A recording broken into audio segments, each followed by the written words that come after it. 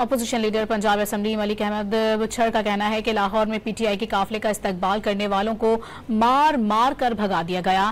ایسا کسی آمریت میں بھی نہیں ہوا جو یہ حکومت کر رہی ہے. انہوں نے لوگوں کو مار کے اور بھگایا اور روڈوں کو سنسان کیا ہے.